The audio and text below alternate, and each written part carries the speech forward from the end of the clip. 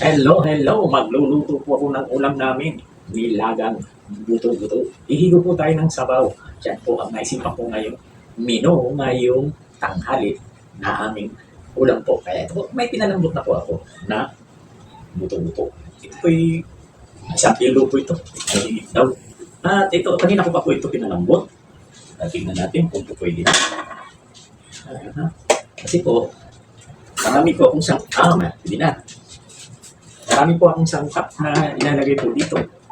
Mayroon pong saba, patatas, repolyo, at saka pichay bagyo. Ano pa? Saan ka pa? Ngayon po, lalagyan ko po ng, kayo po ba mahilig po maglaga na nilalagay niyo po ng luya? Ako po nilalagyan ko para medyo matanggal po yung lamsa ng pork.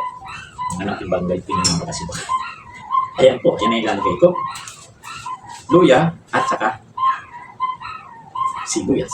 At maya-maya po, ilalagay ko ng ito ay hindi pala, sabang na patatas bago pichay at saka repolyo. O siya, yan muna, ipahanda muna po. Ilalagay ko na po ang ating saba.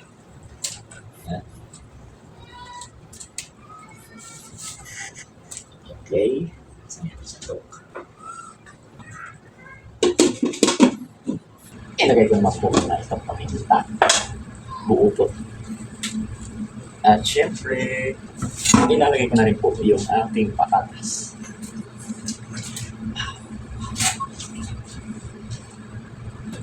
Okay, sunod naman po natin ang pichay bago. Yung mismo pong doon sa puno kasi medyo matigas. Kaya unahin po ito. At maya-maya naman po yung bandang doon. Kaya yung dahon. Kasi ito medyo una ito. Pero sakit lang yan. Maya-maya lang yan. Isasabay mo rin po yung repolyo at saka yung kanyang pinakadahon ito. Pichay bagyo. At simple po, titimplahan ko na ng patis. As usual, patis pa rin po ang ating pinagtitimpla. Okay, isang ano lang muna kasi kanina po may timpla na yan. Yan yung pang-final kaya nga na timpla.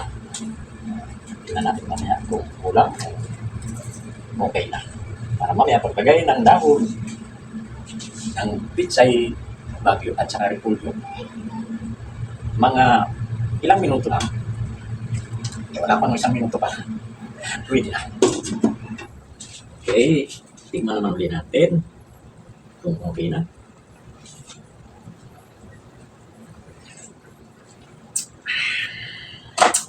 Okay na.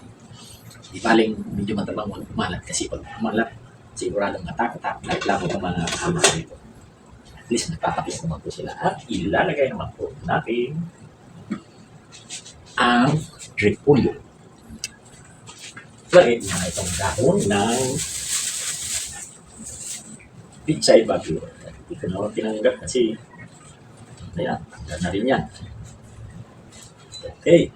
At isasabay ko na rin po ito. Repolyo. Hindi lang na. Saka na po sa gulay. Ako kung maaari lang, puro gulay lang po kakain ko rito. At ganun din naman po yung anak ko. Gulay natin.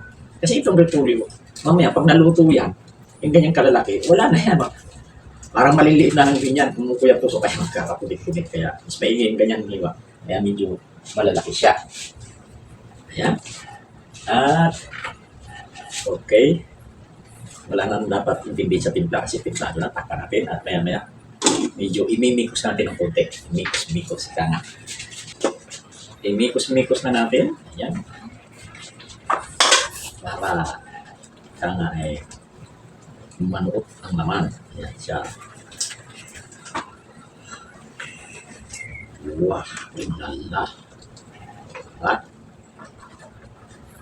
actually po, hanggang mamayang kulang naman namin ito ng hapunan. Pag sinusunod at may natira pa, hanggang bukas pa rin po ito panangkalian. Ang ginagawa ko po pag may mga tira-tira, ilalagay ko po sa rep. Tapos iinit-initin ko na lang. Kumbaga, kung tatama rin ka na magluto, ito lang. Eh, hindi na kailangan magluto. Total ilan naman kami kakain. Okay? Tikman ulit natin.